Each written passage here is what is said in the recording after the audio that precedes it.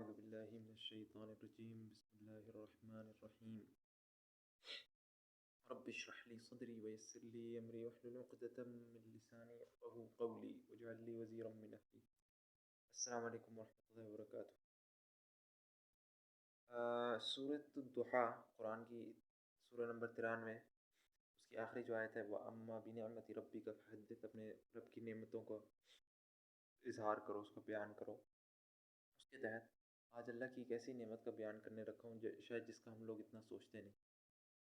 کچھ عرصہ پہلے میں مسجد میں نماز پڑھ رہا تھا اور میں نے ایک شخص کو دیکھا، غالباً سلام پھیرنے کے بعد اس کے جسم کی مطلب جیسے گویا اس کے جسم کے تمام بال ہی غائب ہو، مونچھیں، داڑھی، سر کے بال، حتیٰ کہ یہ پلکیں اور بھویں اور یہ سارے بال ہی اس کے غائب. سبحان اللہ. اس وقت یعنی انسان کو احساس ہوتا ہے کہ ایک چیز اس کے ظاہر میں، اس کی باطن میں بھی جس طرح کتنی اس کی کتنی قیمت ہوتی ہے، اس کی وقت کتنی ہوتی ہے. ہمارے بال کتنے قیمتی ہیں، ہماری خوبصورتی میں ہمارے بالوں کا کتنا کردار ہے. اللہ سبحانہ وتعالیٰ نے ہمارے بالوں کا کتنا کردار رکھا ہے. اور یہ ہمیں اللہ کا شکر ادا کرنا چاہیے اس بات کے لیے کہ اللہ نے ہمیں خوبصورت بات دی ہے، الحمدللہ. اور یہ کہ ایک ایک بال یعنی جس جگہ وہ اگ رہے ہیں، یہاں پہ چہرے پہ اگ رہے ہیں، یہاں پہ ناک پہ نہیں اگ رہے، جس جگہ وہ اگ رہے ہیں وہاں ان کی کتنی خوبصورتی اور کتنی اہمیت ہے. جیسے ان کی اہمیت اور مختلف بالوں کی مختلف اہمیت. تو اس طریقے سے مجھے احساس ہوا جب رات کو ہم بستر پہ لیٹتے ہیں تو بستر سے رات کو ہمارا سر کتنی دفعہ رگڑ کھاتا ہے، لیکن اللہ کی خوبصورتی، اللہ نے یہ جو جڑیں اتنی مضبوط بنائی ہیں کہ یہ نہیں ہوتا کہ صبح اٹھیں تو آدھا سر جو ہے ہمارا گنجا ہوتا ہے. سبحان اللہ کی اتنی بڑی نعمت ہے ان جڑوں کی جو مضبوطی ہے.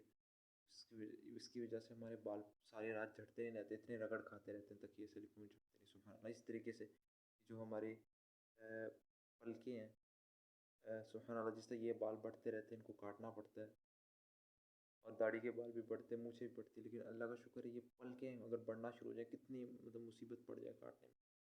تو سبحان اللہ، اللہ کا اتنا بڑا احسان ہے ہمارے اوپر، شاید اتنا ہم سوچتے نہیں اس پر. تو اللہ تعالیٰ سے دعا ہے کہ اللہ ہمیں اپنی تمام نعمتوں کا شکر گزار بنائے. جس طرح قرآن میں کئی جگہ آیا ہے حضرت نوح کے بارے میں، انہ کان عبدا شکورا، سورہ اسراء میں، کہ وہ ایک شکر گزار بندے تھے. سورہ حضرت ابراہیم کے بارے میں آیا ہے سورہ نحل میں، شاکر علی عنہ میں، وہ اپنی نعمتوں کا شکر کرنے والے تھے. اور اس طریقے سے مختلف جگہ پہ وَلَقَدْ آتَيْنَا لُقْمَانَ الْحِكْمَةَ أَنِ اشْكُرْ لِلَّهِ، ہم نے لقمان کو حکمت دی تھی کہ اللہ کا شکر کرو. اور ظاہری بات ہے سورہ ابراہیم میں اللہ تعالیٰ نے کہہ دیا وَإِذْ تَأَذَّنَ رَبُّكُمْ وَإِذْ تَأَذَّنَ رَبُّكَ لَئِن شَكَرْتُمْ لَأَزِيدَنَّكُمْ. آیت مجھے صحیح سے نہیں یاد، لیکن اس کے جو الفاظ ہیں لَئِن شَكَرْتُمْ لَأَزِيدَنَّكُمْ، کہ اگر تم میرا شکر کرو گے، اگر تم شکر کرو گے میں تمہیں اور نوازوں گا.